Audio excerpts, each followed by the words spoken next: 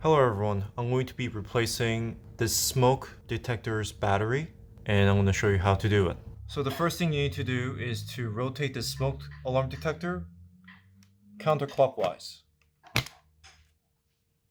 Then you take out the battery. Now add your new battery. So to put this smoke alarm back to the wall, you'll need to look at these two circular holes.